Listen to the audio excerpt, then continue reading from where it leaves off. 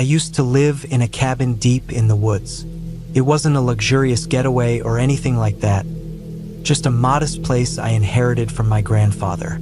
He'd built it himself back in the 60s, using timber from the surrounding forest. The cabin sat near the edge of a large clearing, surrounded by tall pines that creaked when the wind blew. It was peaceful, quiet, and felt far removed from the chaos of the world.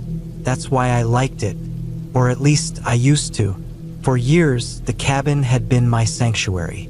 It wasn't fancy, just a couple of small rooms, a wood stove, and a porch that overlooked the clearing. I didn't have a television or reliable internet. The cabin was where I went to be alone, to think, and to get away from the suffocating pressure of the city. Sometimes I'd sit on the porch for hours, watching the light shift through the trees. There wasn't much to worry about out there. At least that's what I thought. It started on a cold morning in November. The first frost had settled over the forest, and I'd woken up early to split wood for the stove. As I stepped outside, I noticed something strange in the clearing. A trail of footprints in the thin layer of frost covering the grass. At first, I thought they were mine. I'd walked through the clearing plenty of times to gather kindling, but the more I looked, the less sense it made. The footprints were too large to be mine, and they didn't follow any clear path. They meandered through the clearing in wide, looping arcs, leading toward the edge of the trees and then back again. And there was something else, something that made my stomach churn. The footprints weren't just depressions in the frost. They were stained red, as if whoever had made them had been walking barefoot through blood. I stood there for a long time, staring at the trail. The sun was just starting to rise, casting pale light over the forest. The footprints seemed to glow against the frost, stark and unnatural. I told myself it was probably just a trick of the light, that the red wasn't really blood. Maybe it was rust or some kind of sap from the trees. But even as I thought it, I knew it didn't make sense. I followed the trail as far as I could. The footprints led from the edge of the clearing, near the tree line, and stopped abruptly about 20 feet from the cabin. There was no indication of where they'd come from, no sign of them leading into the clearing from the forest or anywhere else. It was as if someone had appeared out of thin air, walked a short distance, and then disappeared. I tried not to let it bother me. After all, there could be plenty of explanations. Maybe some hunter had gotten lost and wandered into the clearing. Or maybe it was some kind of animal. Bears can leave strange tracks when they walk upright, and the frost might have distorted the footprints to make them look human. I convinced myself it was nothing, went back inside, and tried to focus on my chores, but I couldn't shake the unease. All day I felt like I was being watched. I kept glancing out the window, half expecting to see someone standing at the edge of the clearing. I didn't see anything, but the feeling didn't go away. That night, I locked the door and bolted it shut, something I rarely bothered to do. The next morning, the footprints were back. This time, they were closer to the cabin. The trail started near the porch steps, looped around the side of the cabin, and ended near the woodpile where I'd been chopping logs the day before. Again, there was no sign of where they'd come from or where they'd gone. It was as if someone or something was toying with me. I checked the locks on the doors and windows, making sure everything was secure.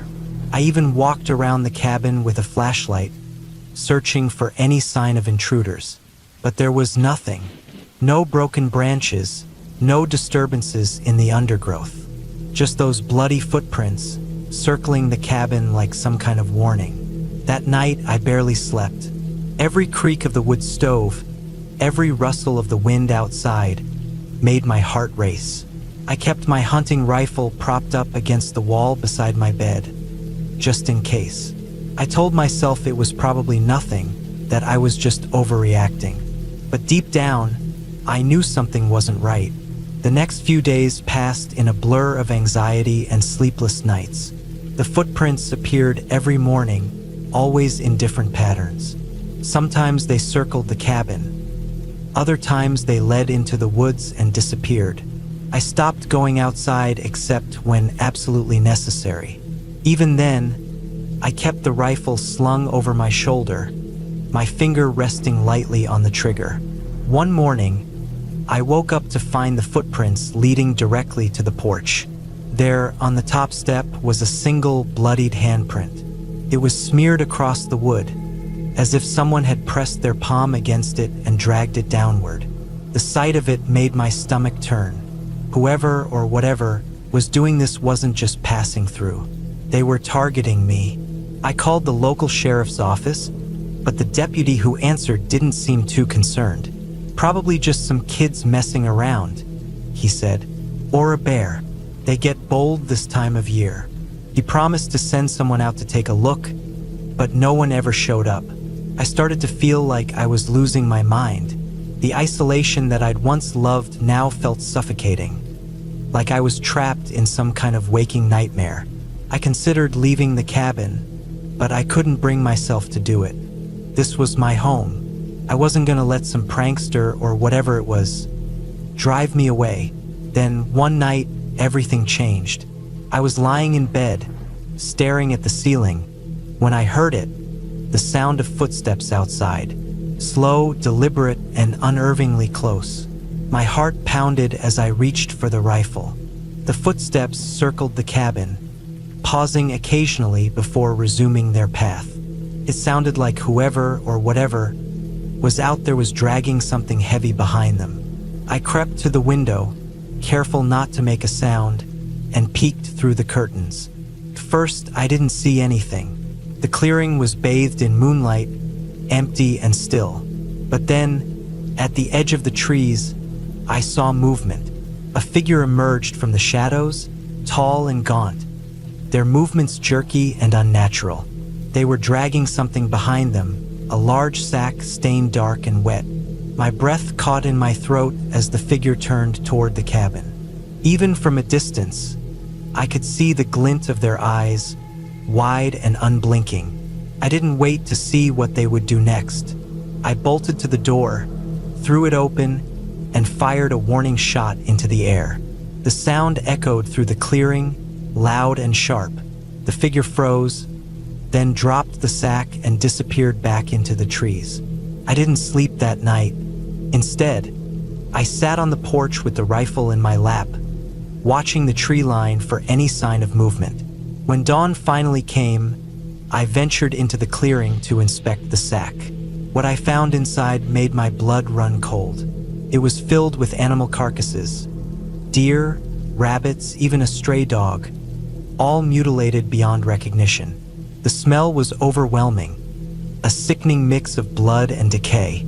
I staggered back, gagging, and stumbled toward the cabin. That was the final straw. I packed up what I could carry, locked the cabin, and left that same day. I haven't been back since. Sometimes I think about the cabin, about the peace I used to feel there.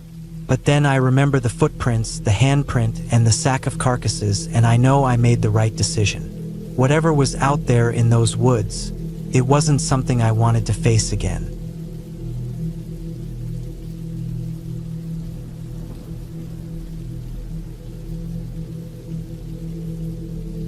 I didn't want to come out here in the first place, but sometimes you do things to prove you're not scared, even when you know it's a bad idea.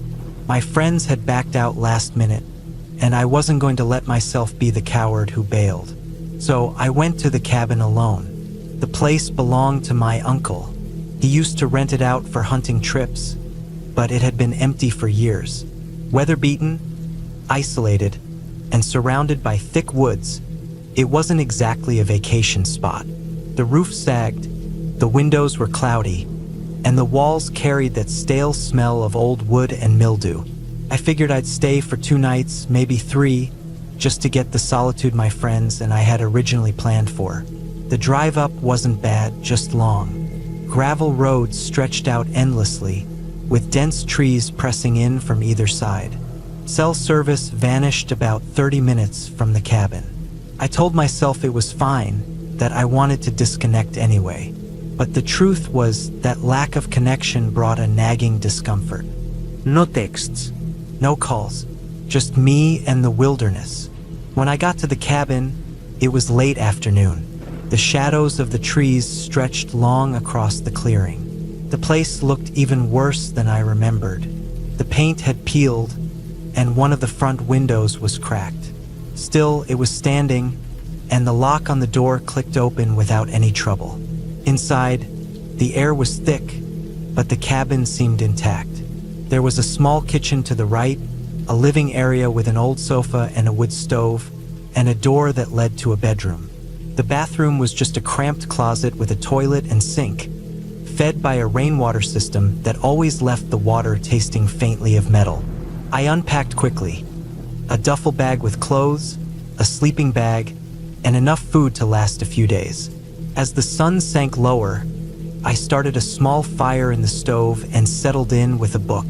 The first night passed uneventfully, though I couldn't shake the feeling of being watched. I chalked it up to nerves.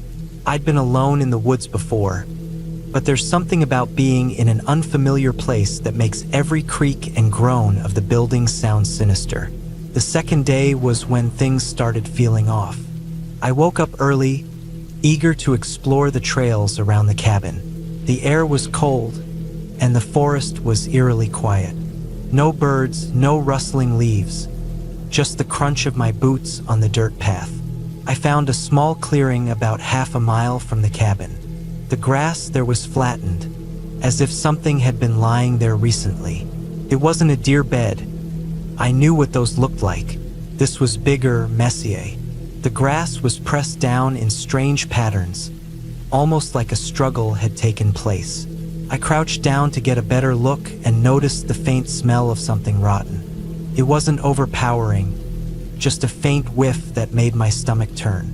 I told myself it was probably nothing. Maybe an animal had died nearby. Still, I couldn't shake the unease as I walked back to the cabin. That evening, as the sun set, I thought I saw something moving in the woods, a flicker of motion just at the edge of my vision. I stared hard into the trees, but whatever it was had disappeared. I told myself it was a deer. This was their territory, after all.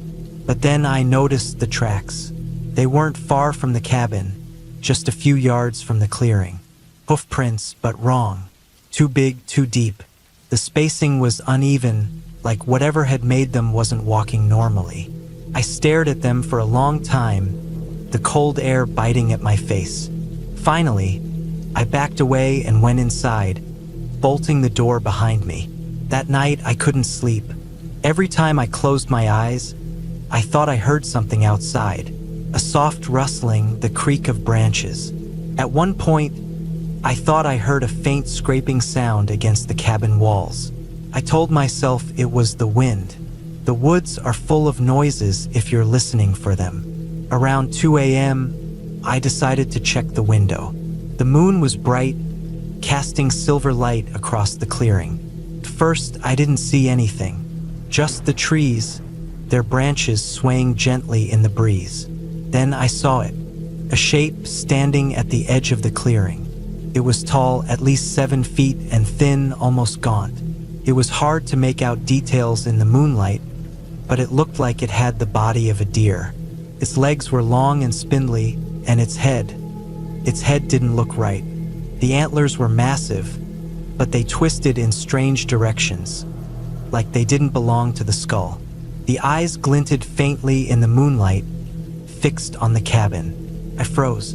My breath caught in my throat as I stared at the thing. It didn't move, just stood there, perfectly still.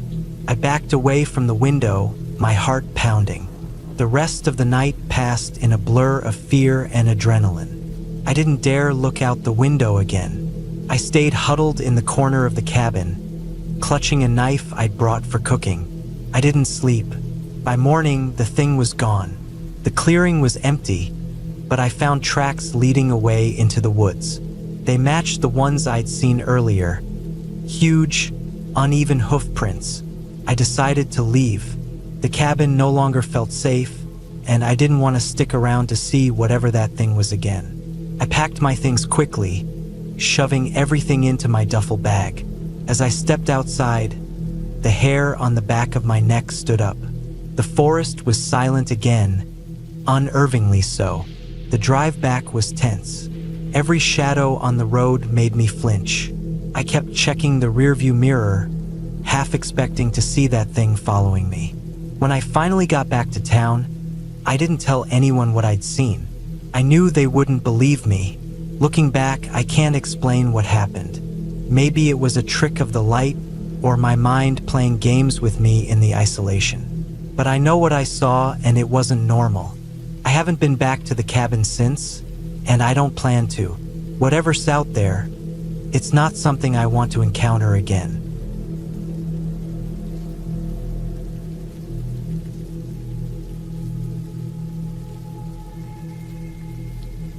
I never thought I'd spend the night in a cabin deep in the woods, especially not alone. But life has a funny way of throwing curveballs, and I found myself in this exact situation one cold autumn evening. The plan was simple: a weekend getaway to unwind. I had borrowed the cabin from a friend of a friend, someone I barely knew but who was kind enough to lend it to me when I mentioned wanting to escape the noise of the city. The cabin was tucked far away from any main roads, surrounded by miles of dense forest. It sounded perfect at first. When I arrived, the sun was already dipping below the trees, casting long shadows over the dirt trail. The cabin was modest, a single-story wooden structure with a small porch out front. There was no electricity, no running water, just a wood-burning stove and a lantern. It had a rugged charm, and I liked the idea of roughing it for a couple of days. The first couple of hours were peaceful. I unpacked my small bag, set up the lantern on the kitchen counter, and lit a fire in the stove. The air inside warmed up quickly, and I settled into a chair by the window with a book. The view was calming. Tall pine trees swayed gently in the breeze, and leaves littered the forest floor in shades of red, orange, and gold. As darkness fell, the woods outside transformed. The soft rustle of leaves became louder, almost exaggerated, and the occasional snap of a branch made my heart race.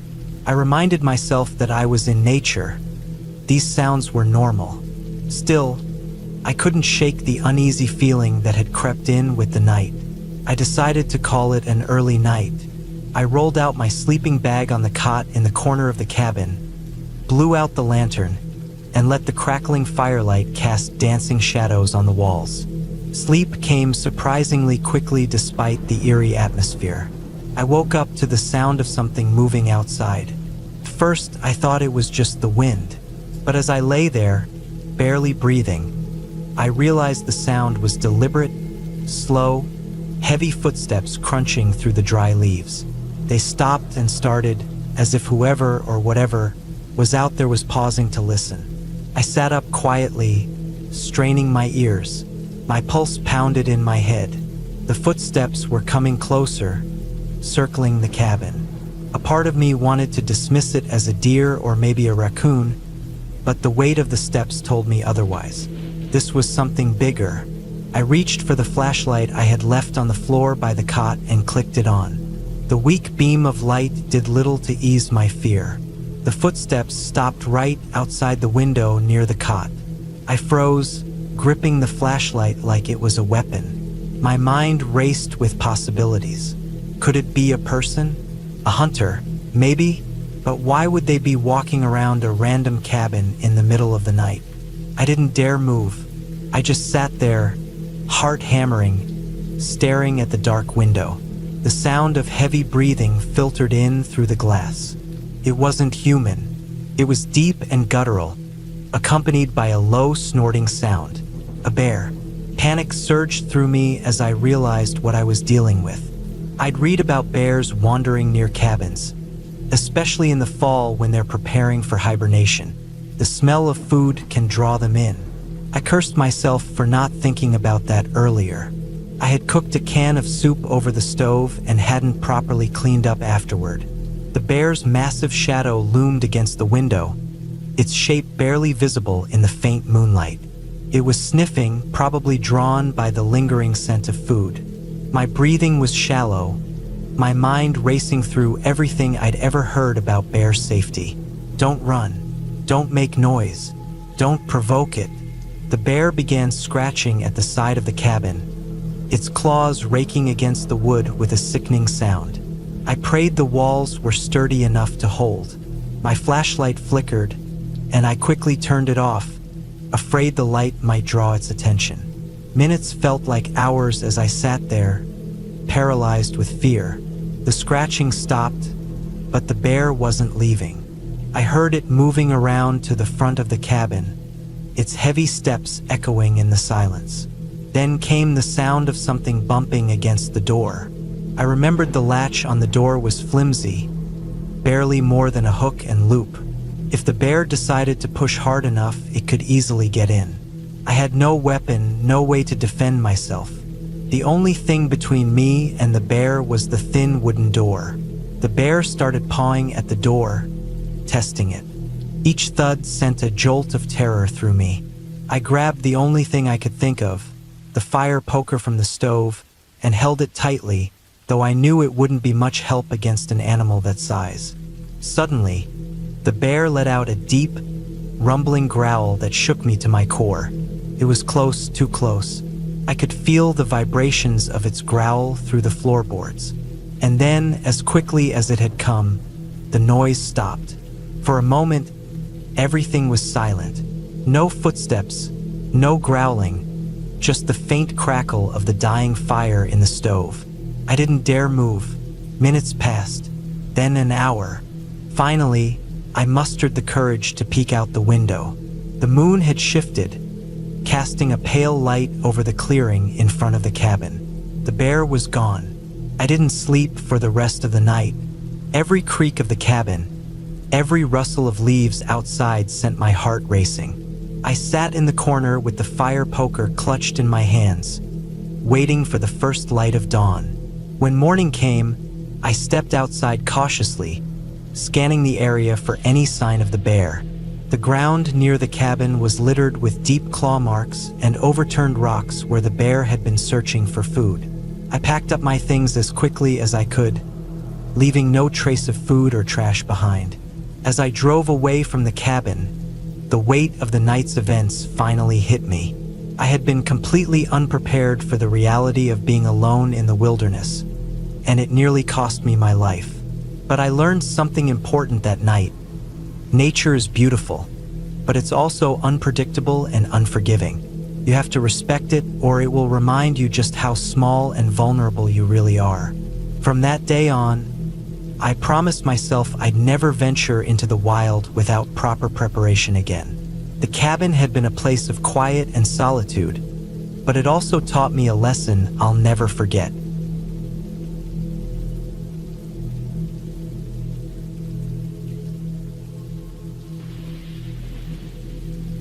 It all started when I decided to spend a weekend alone in a cabin I'd rented online. I needed a break, something to help clear my head from the city's endless noise and pressure.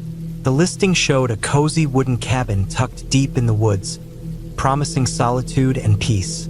I packed light, a duffel bag with a few clothes, some basic groceries, a flashlight, and my old Swiss Army knife. It wasn't much, but I figured 2 days without luxury wouldn't kill me. The drive there was uneventful at first. I turned off the main road about an hour out of town, following a narrow dirt path that snaked through dense trees. My car's suspension groaned under the uneven terrain, and I found myself gripping the steering wheel tighter with every bump. By the time I reached the cabin, the sun had started dipping behind the treetops, casting long shadows over everything. The cabin was smaller than I'd expected but looked sturdy. It was made of dark wood with a slanted roof and a small porch that creaked when I stepped onto it. Inside, it was simple. One main room with a bed in the corner, a tiny kitchenette, and a fireplace. There was a bathroom, too, though it was little more than a closet with a toilet and a sink. I dropped my bag on the bed and stepped back outside to take in my surroundings. The woods stretched in every direction, thick and endless. There was no sound except for the occasional rustle of leaves in the breeze. It felt isolating but not unpleasant. I was ready to relax, Maybe read a book or just stare at the trees for hours. At least that's what I thought. The first strange thing happened later that evening. I was sitting on the porch, sipping a cup of instant coffee I'd made on the cabin's tiny stove. The light was fading fast, and I was considering going inside when I noticed movement in the distance. At first, I thought it was just a trick of the light, a shifting shadow between the trees. But then I saw it again, something low to the ground, moving slowly but deliberately. It was a dog. At least it looked like one. It was too far away for me to make out any details, but its shape was unmistakable. 4 legs, a tail, the way it moved. It didn't seem to notice me and disappeared into the trees before I could get a better look. I didn't think much of it.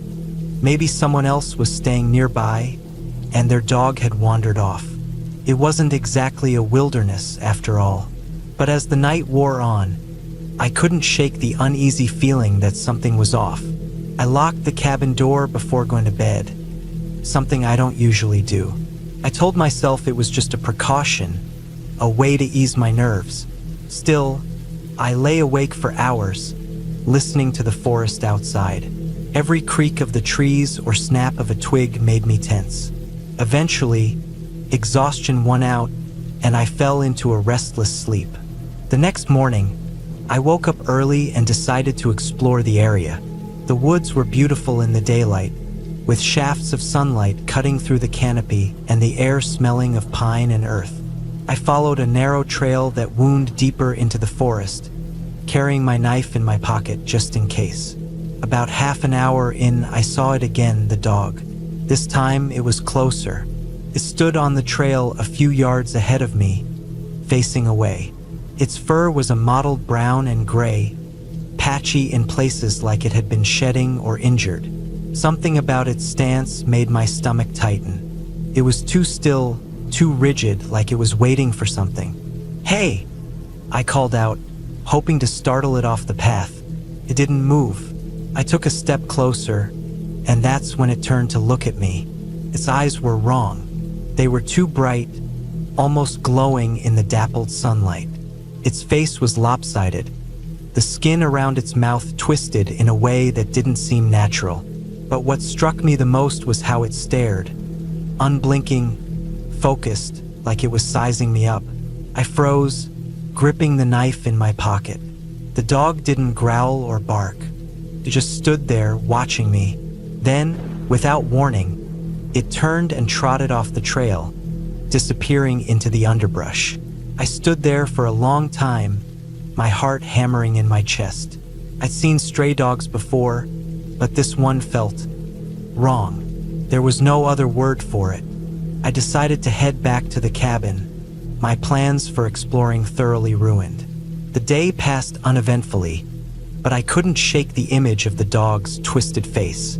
I spent most of the afternoon inside, reading and trying to distract myself. By the time evening came, I was starting to feel a little better. Maybe I'd overreacted. Maybe the dog was just sick or injured, and my mind had filled in the blanks with something worse. That night, I made a simple dinner and sat by the fireplace, listening to the crackle of the flames. Outside, the woods were silent, too silent. There were no crickets, no rustling leaves, nothing. It was as if the forest itself was holding its breath. Then I heard it, a low, guttural growl coming from just outside the cabin. My blood ran cold. It wasn't loud, but it was close. I stood up, my heart pounding in my ears, and grabbed the knife from the counter. Slowly, I moved toward the window and peered out. The dog was there, standing at the edge of the porch. Its head was tilted slightly, its glowing eyes fixed on the cabin. In the dim light, I could see that its fur was even patchier than I'd thought, with raw, red skin showing through in places. It looked like it had been through hell. For a moment, neither of us moved. Then it stepped forward, placing one paw on the first step of the porch. My grip tightened on the knife. I didn't want to open the door, but I also didn't want to stay trapped inside with no idea of what it might do next. Before I could decide, The dog let out a sharp bark and bolted off the porch, disappearing into the night. I stood there, shaking, for what felt like hours before finally locking the door and retreating to the bedroom. Sleep didn't come easily. The next morning, I found paw prints in the dirt around the cabin. They were large, too large for a dog of that size, and oddly spaced like it had been dragging one of its legs. The sight of them made my stomach churn. I decided to cut my trip short and head back to the city. Whatever peace I'd been hoping to find out here was long gone. As I packed my things, I couldn't shake the feeling that I was being watched. Every so often, I'd glance out the window, half expecting to see the dog staring back at me. But the woods were empty, silent as ever. The drive back to the main road was agonizingly slow. Every shadow, every movement in the trees made me jump. I kept checking the rearview mirror, convinced I'd see the dog chasing after me. But I never did. When I finally reached the highway, I let out a breath I hadn't realized I was holding. The tension in my chest began to ease, but the memory of that dog stayed with me. Its twisted face, its unnatural eyes, they were burned into my mind. I don't know what it was or why it had been out there, but I'm certain of one thing. It wasn't just a stray. It wasn't just a dog. And I'll never go back to those woods again.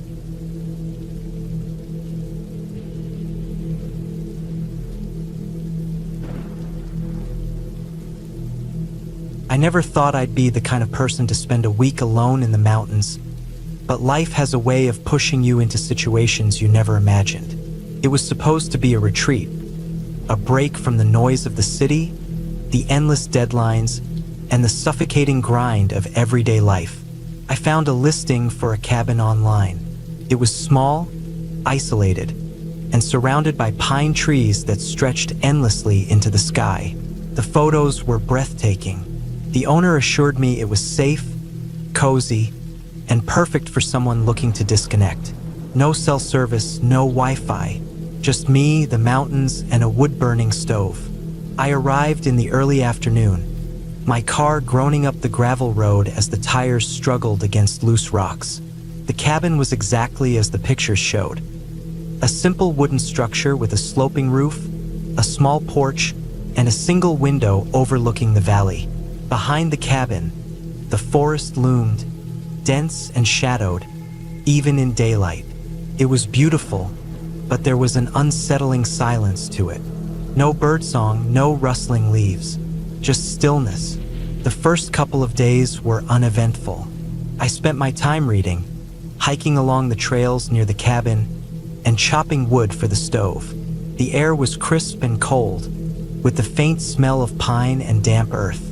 Nights were a different story.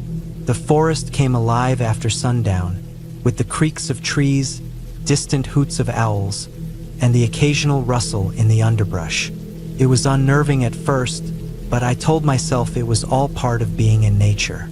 Animals lived here long before I arrived.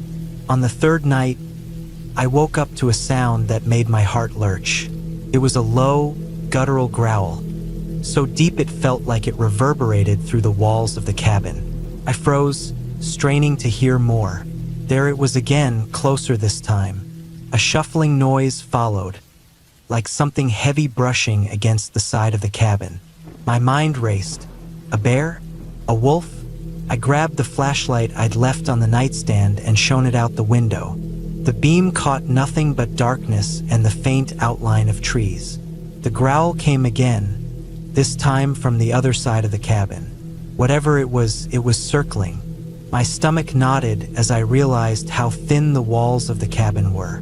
It wasn't built to withstand a determined animal. I stayed up the rest of the night, listening. Eventually, the noises stopped, but I couldn't shake the feeling of being watched. The next morning, I found tracks in the dirt near the cabin. They were large, rounded, and unmistakably feline. A mountain lion. My chest tightened. I'd read about them before coming here. They were elusive and mostly avoided humans, but this one seemed bold or curious. Maybe I'd wandered too close to its territory during one of my hikes. I decided to stay close to the cabin that day. The idea of wandering into the woods with a predator nearby didn't sit well with me. I checked the windows and doors, making sure they were secure, though I knew it wouldn't take much for something that size to break in if it wanted to.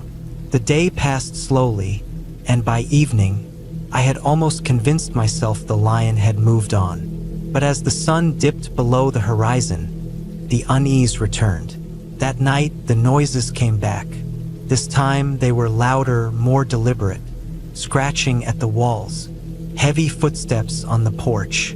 My heart pounded as I sat in the dark, clutching the flashlight and a rusted hatchet I'd found in the corner of the cabin. Every instinct screamed at me to do something, but what could I do?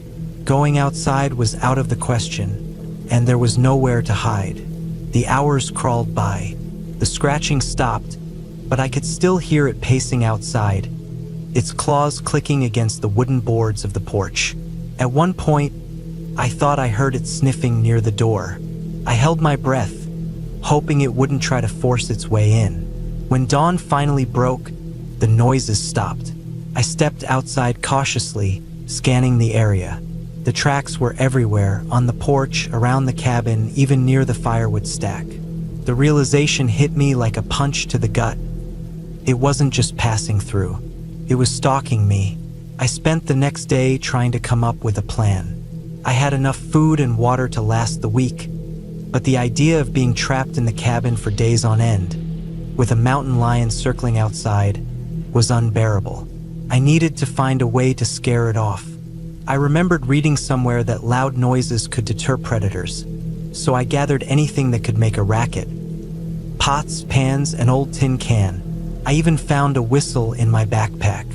That night, when the growls and pacing started again, I put my plan into action. I banged on the pans, blew the whistle, and shouted at the top of my lungs. The noises outside stopped for a moment, and I felt a flicker of hope. But then I heard a low, angry snarl, followed by the unmistakable sound of claws raking against the door. My makeshift defense hadn't worked. If anything, it seemed to have angered the lion. I barely slept that night. Every creak of the cabin felt like a prelude to an attack. By morning, I was exhausted and on edge. I decided I couldn't stay another night. The thought of driving back down the mountain filled me with dread. What if it followed me? But staying felt like a death sentence. I packed my belongings and loaded them into the car, keeping the hatchet within arm's reach. The drive down the gravel road was nerve-wracking. Every shadow and movement in the trees made my pulse spike. But as the miles passed and the forest thinned, I began to feel a sliver of relief. I hadn't seen or heard the lion since leaving the cabin. When I finally reached the main road, I pulled over and let out a shaky breath. The tension in my chest began to ease, replaced by a wave of exhaustion.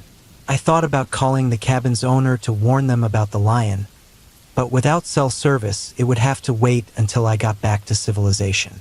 Even now, months later, the memory of those nights in the cabin haunts me. I've learned to respect the wilderness in a way I never did before.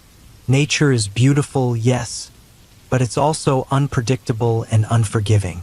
The cabin still stands, waiting for the next visitor brave or foolish enough to stay.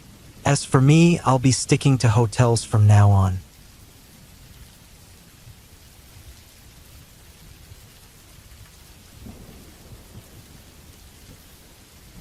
It was supposed to be a peaceful getaway. Life in the city had become unbearable. Endless noise, deadlines that wouldn't quit, and an overwhelming sense of being trapped in a concrete box.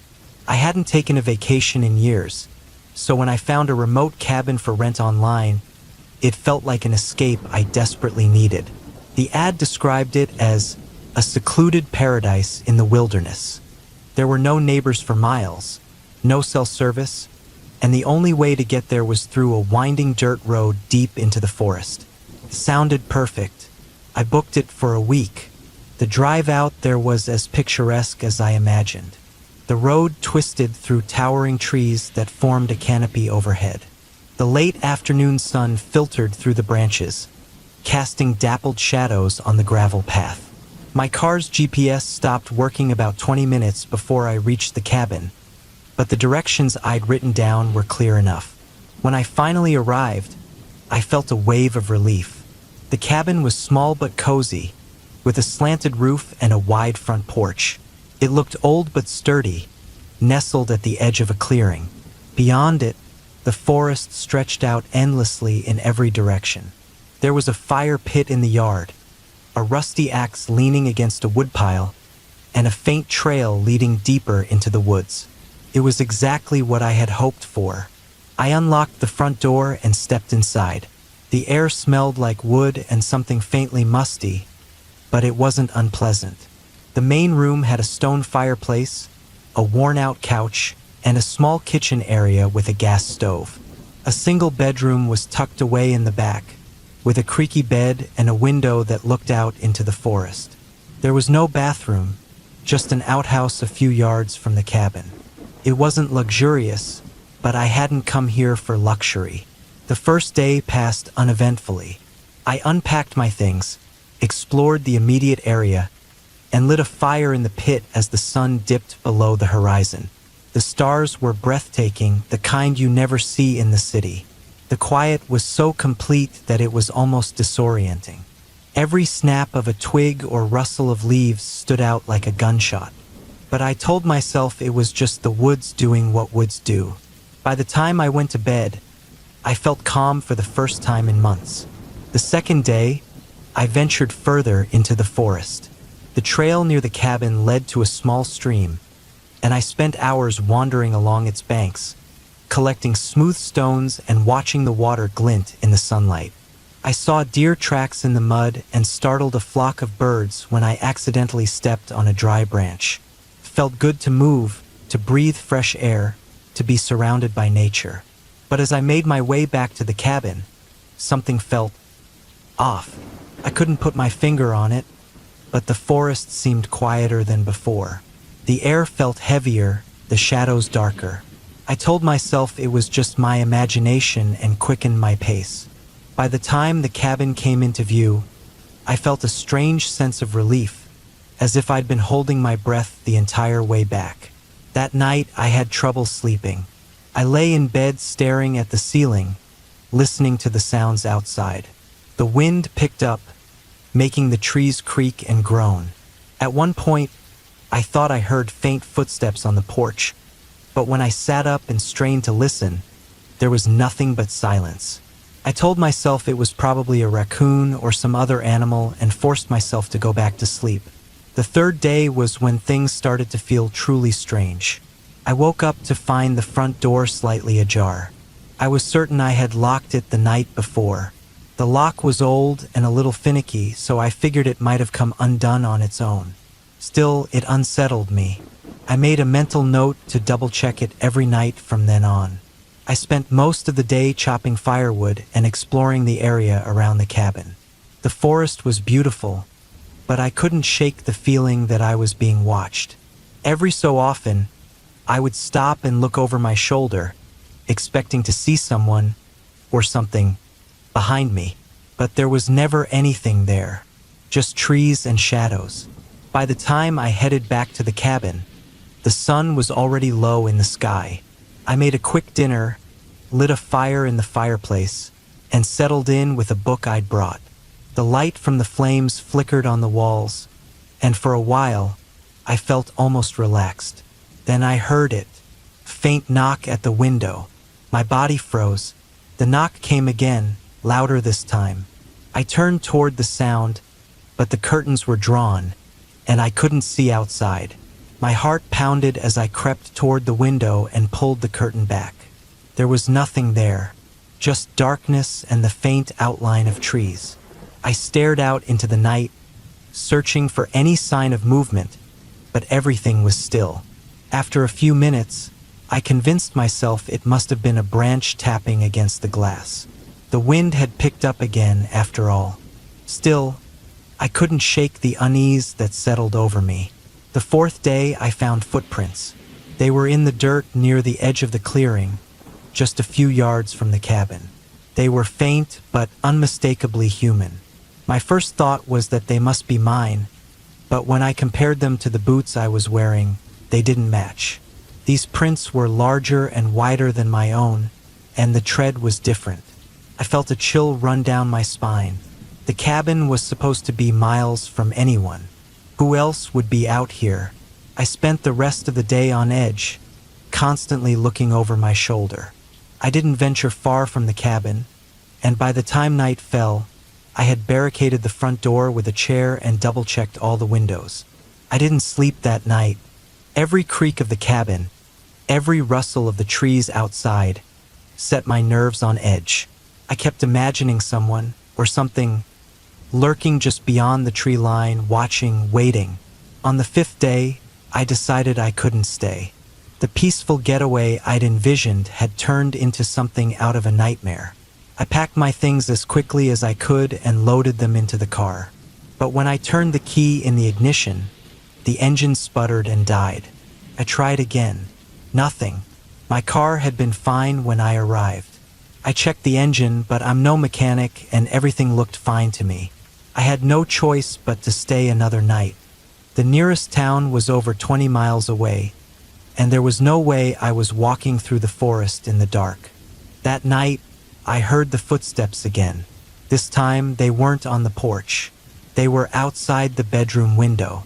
Slow, deliberate, crunching footsteps in the dirt. I held my breath, clutching the knife I'd brought from the kitchen, and waited. The footsteps stopped, and after what felt like an eternity, I heard them retreating into the woods. By the 6th day, I was desperate. I spent hours trying to fix the car, but nothing worked. I considered walking to town, but the thought of leaving the cabin and the relative safety it provided was terrifying. I decided to wait until daylight to make my escape. That night was the worst of all. The footsteps returned, louder and closer than before. I heard them circling the cabin, stopping occasionally as if whoever or whatever it was listening. At one point, I thought I heard breathing outside the bedroom window. My hands were shaking so badly I could barely hold the knife. And then, just as suddenly as it had started, it stopped. The 7th day, I left. At first light, I grabbed my backpack and started down the dirt road, leaving my car and most of my belongings behind.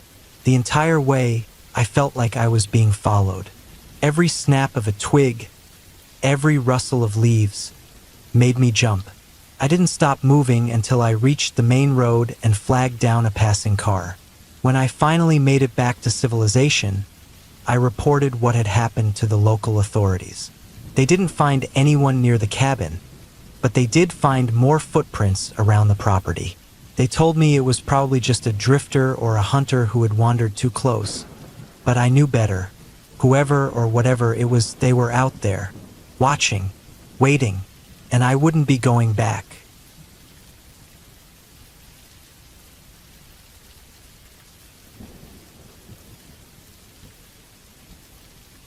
I approached the cabin after hours of hiking through the dense forest.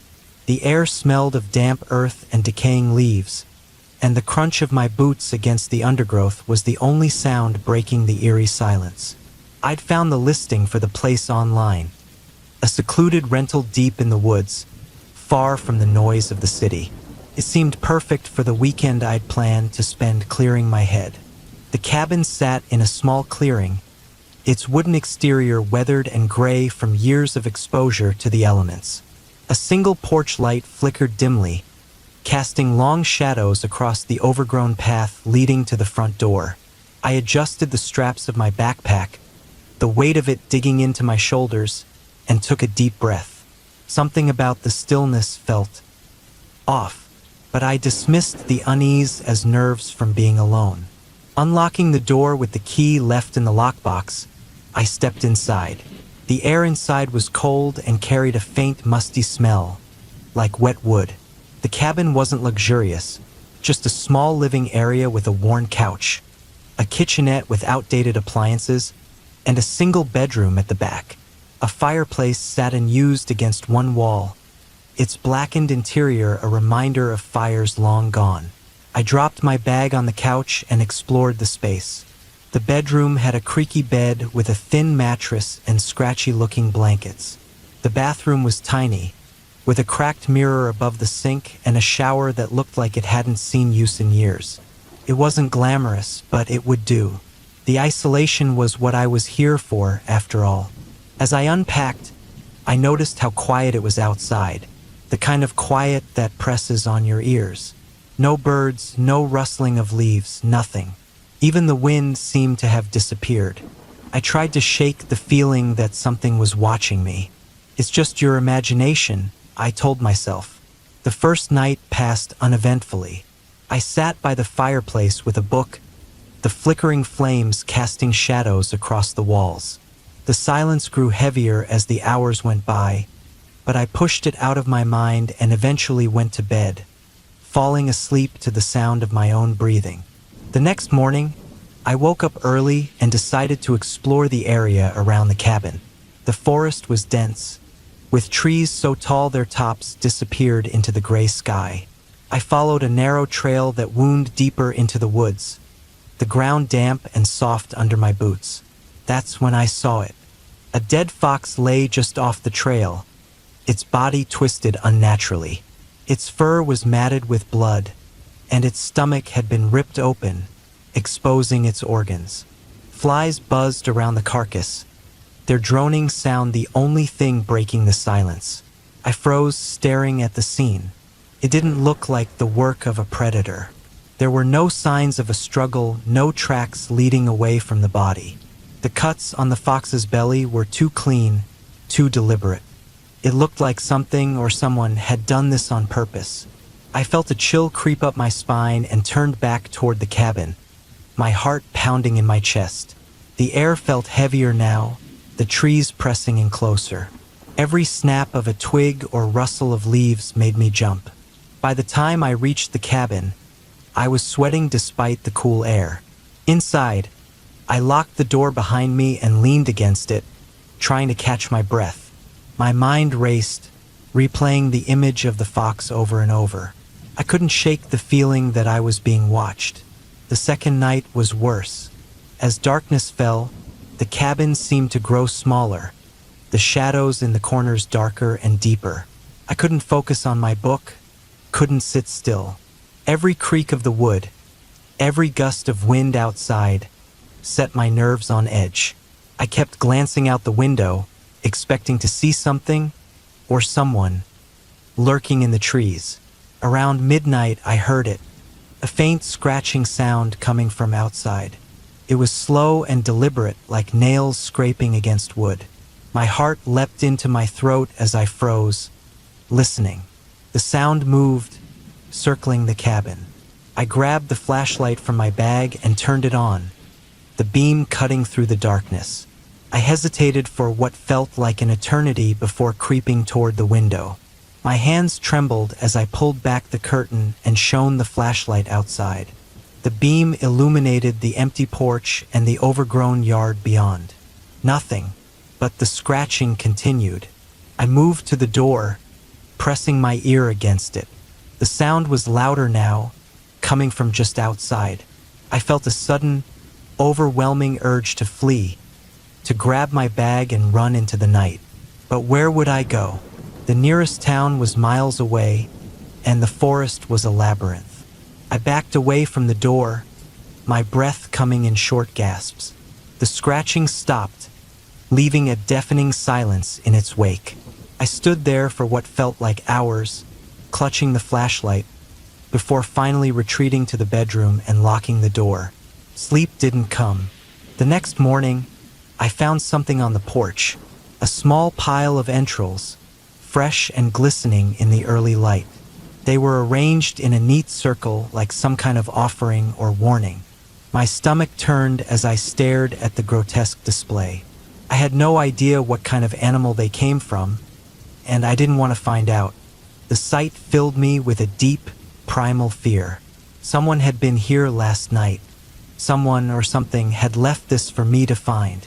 My mind raced with possibilities, none of them comforting. I packed my bag in a frenzy, stuffing my belongings inside without care. I needed to leave, to get out of this place and never come back. The thought of staying another night was unbearable.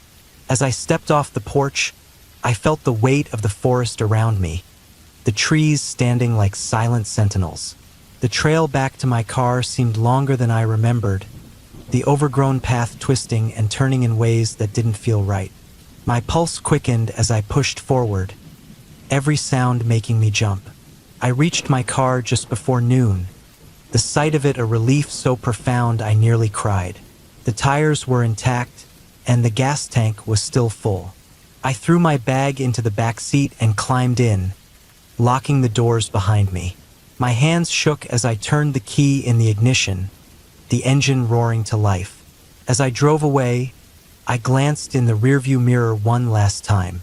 The cabin disappeared behind the trees, swallowed by the forest. I felt a strange mix of relief and unease, as though I had escaped something I didn't fully understand. It wasn't until I was back in the safety of my apartment that I noticed the scratches on the car. Long, deep gouges ran along the driver's side, the metal exposed beneath the paint. They hadn't been there before. I never went back to that cabin. I never even reported what I saw. Some things are better left unanswered. Whatever was out there, it wasn't something I wanted to understand.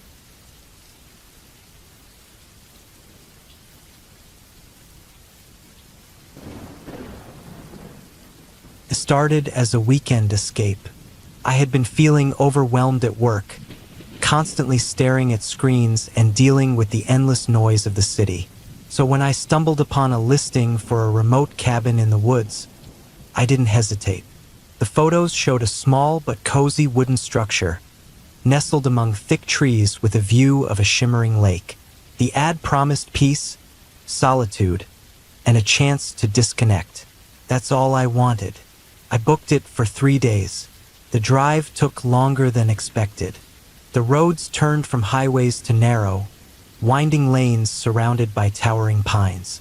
My GPS signal flickered, and I had to rely on printed directions. It was almost dark by the time I arrived. The cabin looked exactly like the photos, simple, rustic, and isolated. The nearest town was about 30 miles away, and I hadn't seen another house for at least 10. That solitude, once appealing, now felt slightly unsettling. Still, I brushed it off. Inside, the cabin was basic but comfortable. A small kitchen, a living area with an old wood-burning stove, a bathroom, and a single bedroom. The decor was dated but functional. A large window in the living room offered a perfect view of the lake, now a silvery mirror under the moonlight. I unpacked, made myself a simple dinner, and settled in for the night with a book. The silence was profound. No traffic, no sirens, no hum of city life. Just the occasional rustle of wind through the trees and the faint chirping of crickets. The first night passed without incident. I woke early, brewed coffee, and stepped outside to take in the view. The air was crisp and smelled of pine and earth. The lake was calm, the surface smooth as glass. I spent the day hiking trails I'd found on a map provided by the cabin's owner. The forest was dense, and the trails weren't well marked. A couple of times, I had to backtrack after realizing I'd veered off the path. Still, I enjoyed the exercise and the quiet. It was on my way back to the cabin that I first felt it. A sensation I couldn't quite place. It wasn't a sound or a sight, but a feeling, like I was being watched. I stopped, scanning the woods around me. Nothing, just trees and shadows. I shook my head and kept walking, but the feeling lingered. By the time I reached the cabin, the sun was setting, painting the sky in streaks of orange and pink. That night, the noises started. I had just settled into bed when I heard it, a faint rustling outside. It wasn't the wind. It was deliberate, like something moving through the brush. I froze, straining to listen.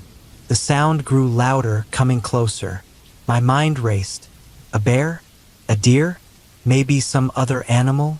I grabbed the flashlight I'd left on the nightstand and crept to the window.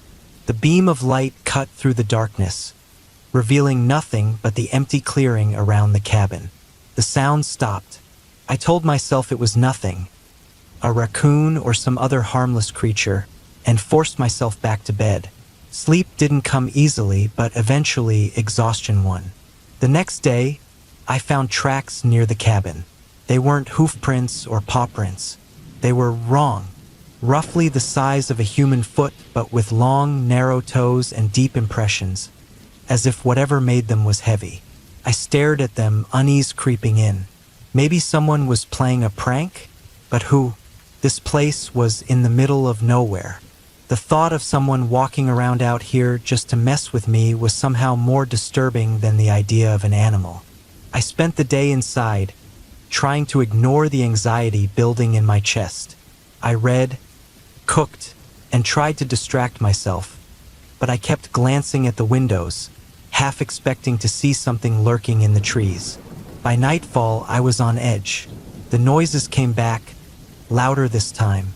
It wasn't just rustling, it was footsteps. Slow, deliberate. They circled the cabin, crunching through the underbrush. I turned off all the lights and sat in the dark, clutching the flashlight like a weapon. My heart pounded as the footsteps stopped near the front door. For what felt like an eternity, there was silence. Then came the scratching. Long, deliberate scrapes against the wood of the door. My throat tightened, and I held my breath. I wanted to scream, to do something, but fear pinned me in place. Finally, the noise stopped. The footsteps moved away, fading into the distance. I didn't sleep at all that night. The next morning, I found more tracks around the cabin, along with deep gouges in the front door. Whatever had been out there wasn't human. The tracks were too large, too heavy, and the scratches too high up on the door. I decided to leave. The peace and solitude I'd craved had turned into something else entirely. I packed my things as quickly as I could, constantly glancing out the windows, expecting to see something. I made it to my car, threw my bags in the back, and started the engine.